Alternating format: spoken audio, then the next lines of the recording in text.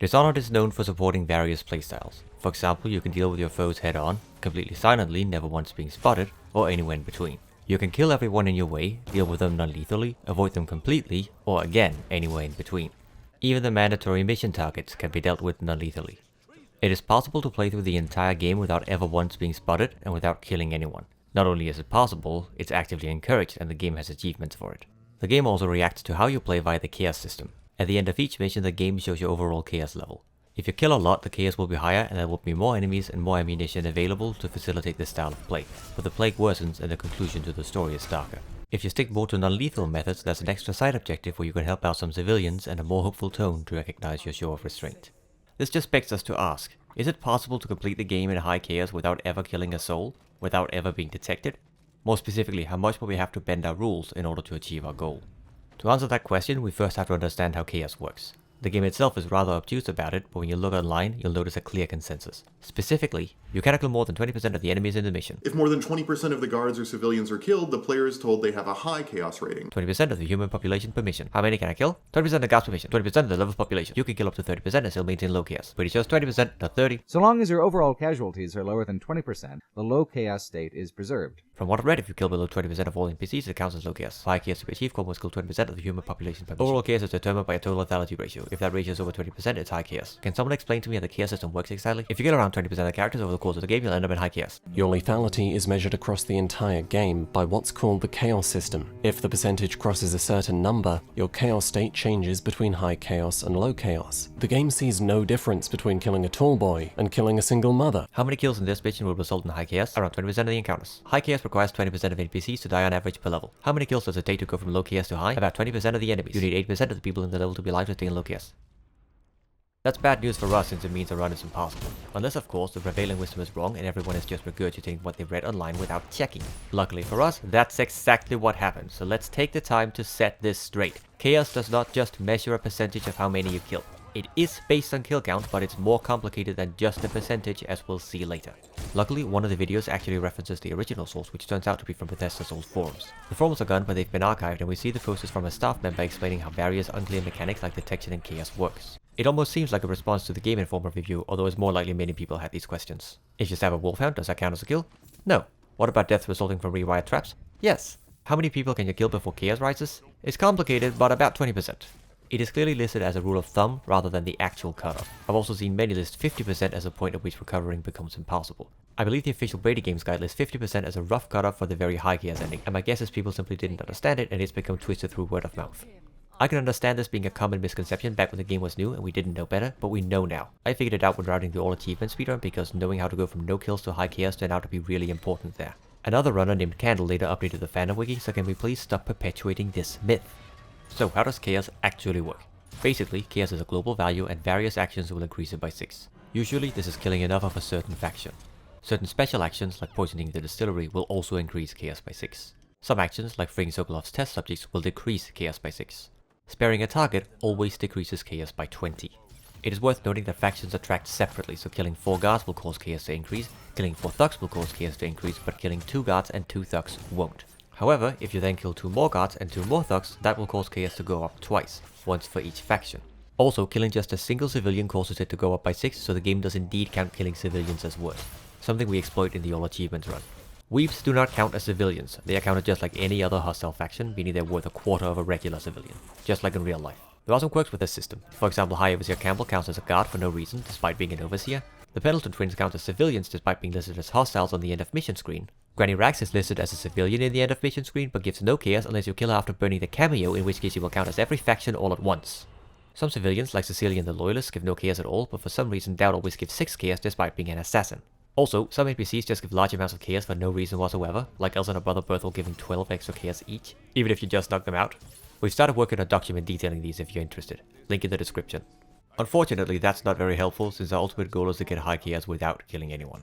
There is a glitch in earlier versions of the game where loading a save can cause it to forget to give you a kill, much like how it won't count enemies killed by rats or other NPCs, but since it doesn't give us the kill, it also doesn't give us the chaos.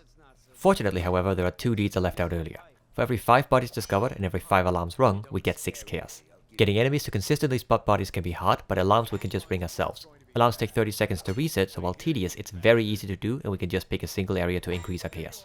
Since sparing targets removes 20 chaos, we should trigger the alarms as late into the game as possible, as chaos cannot go negative. Also, since we can only pull a single alarm once every 30 seconds, we should find an area with as many alarms as possible. An obvious such area is just outside the Boyle Mansion. There are 2 alarms, and the NPCs are non-hostile, so we can just run back and forth without having to worry about them. It will cause the ones inside to become aggressive, but if we wait till after completing the inside, we don't have to worry about that. We need 168 chaos in total before the final mission, but since we lose 40 chaos from sparing 2 targets, namely the Lord Regent and Doubt, we need to have at least 208 chaos after Boyle. We can estimate this will take about 44 minutes to do. But, if we are clever and willing to use glitches, there's a better area, namely outside and return to the tower. There are 2 alarms on the roof and 2 alarms on the grounds. That's 4 alarms in total. We can easily get from the roof to the grounds by jumping into the moat, and we can use the elevator glitch to get from the grounds back to the roof. It takes about 40 seconds to do a cycle, so we can expect it to take just under half an hour to get the required amount of chaos. That is assuming we don't have to worry about the guards, but obviously they'll be everywhere and ringing the alarms will summon even more. Even more fortunately, there happens to be another glitch where we can actually make peace with the guards. In this level, it's possible to talk to the Lord Regent, and the game even lets you take your mask off to reveal your identity before you come for him. During this cutscene, the guards are non-hostile since the developers didn't want them to interrupt. When we arrive at the safe room on the roof, the Lord Regent is talking to a guard. If we knock the guard out using a sleep dart and then immediately start the cutscene with the Regent, the previous conversation being cancelled causes the cutscene to be cancelled as well. Since the cutscene doesn't reach its natural conclusion, the game forgets to make the guards hostile again, so we can run about the entire outside and not have to worry about the guards. Best of all, this doesn't even count as being detected. Armed with a plan, it's time to do the actual run. If you want to watch it, I'll have the full run linked in the description. Most of it is a pretty standard non-lethal ghost run, but I took the time to show off a lot of extra little known discoveries, so that's a reason to watch. Most of the run goes smoothly up to return of the tower. We first have to alert the guards inside, otherwise the Regent won't appear on the roof, so we shoot one of them with a sleep dart. After this, we pick up the Regent's confession for the non-lethal elimination later and proceed to the roof. Knock out the guard talking to the Regent and blink down causing the glitch. At this point, we're just ringing alarms. We knock out the music box overseer since he's annoying, disable the wall of light and start ringing alarms. Interestingly enough, the Regent's special guard General Tobias is able to spot us when he spawns after ringing an alarm, so we knock him out as well. It is still possible for the guards to spot us if we land on their head, same way the guards in Boyle or the intro can become aggressive, so we still have to pay some attention to where we're going. 29 minutes later, we're done, though I keep going for 2 more minutes, just to be sure. Now we just go back inside, over to broadcast control, play the Regent's confession to the city, back outside, back to Samuel. Is it all done? And would you look at that, high chaos. Back at the pub, everyone thinks we're a terrible person. Did you kill anybody tonight? How many?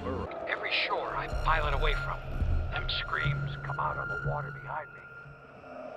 I carry death wherever I go, it seems. Why I keep sticking my neck out for you eludes me. I can hardly blame them for turning on you, after all the people slaughtered in the name of this cause. Anyway, we're poisoned, as usual, and sent to the flooded district, as usual.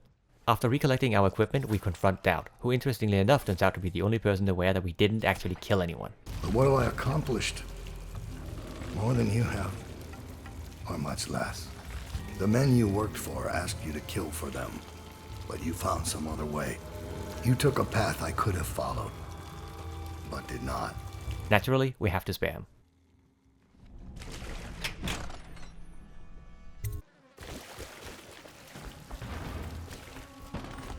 After leaving the base, we go past the plate wagon and sneak past the tall boys to the final area. There we clear out of bounds and go directly to the end where we see it's still high chaos, we didn't kill anyone, and we got spotted.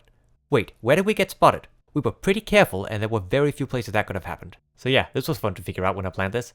It turns out, right after leaving Doubt Space, this music plays. That is because we got spotted. The enemy that does this is nowhere near us and literally spots us from across the map. This only happens on high chaos, but they probably didn't expect you to care about being spotted, so this was never caught during testing. So, surprisingly enough, it turns out that getting high chaos without killing anyone isn't the problem. The problem is to not be spotted. But what can you do against an enemy that spots you mere moments after entering the map? Well, if you've collected enough runes, you can use them to freeze time and get to the end before they have a chance to spot you. This is pretty tight and requires you to have enough potions to refreeze time halfway through, but it's perfectly doable. Doing this, we can see the enemy that spots us is this tall boy which spawns at the exit gate. Like I said, literally across the map. An alternative, easier and cheaper approach is to just possess a rat because apparently enemies can't spot us as a rat. We can't reach a rat fast enough though, but with bend time 1 we're able to slow it down enough to reach one. After the time where we would have been spotted, we can exit possession and be safe. At this point we just have to get to the exit of the final area again. I decided to do it inbounds this time, and because it was high chaos, the civilians had become weeps. I had a surprising amount of trouble getting past them since I decided against knocking any of them out. After that, there are no more surprises. The Loyalist is as simple as ever, and so is King Sparrow Island, only complicated slightly by chat talking me into picking up all the coins. At the very end, we shoot Havelock with a bolt so he falls off to his death and blink up to rescue Emily. We finally see the last end information screen where we see High Chaos and get the achievements. We also note that even though the screen says we killed Admiral Havelock, as far as the game is concerned, this isn't actually true. Technically, gravity killed him, so we still get the didn't kill anyone checkmark. So yeah, it's possible. In fact, not only is it possible, you don't really have to bend any rules to do it. You just have to do something no sane player would ever do. Apparently, the ripple effects of Corvo keeping everyone up for an entire night was enough to throw the city into chaos. One more thing I want to clear up before this video is done.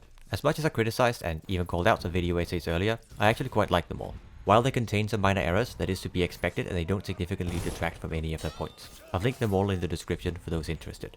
They're all quite good, especially the ones by Aaron Signal and Noah Gervais. It is after all only recently that Dishonored's chaos system has been fully worked out, so it is understandable that people would get it wrong. The fandom wiki was only updated after Whitelight's video was released. In fact, it's what caused Candle to update the wiki with the correct information. Oh yeah, shoutouts to Candle for actually making a lot of this information available to people outside the speedrunning community. She spent a good amount of time correcting misinformation on the wiki and on the subreddit. Anyway, I hope that this video has helped clear up how the chaos system works and that finding the correct information will be easier going forwards. If you have any questions, feel free to leave a comment and I'll try my best to answer.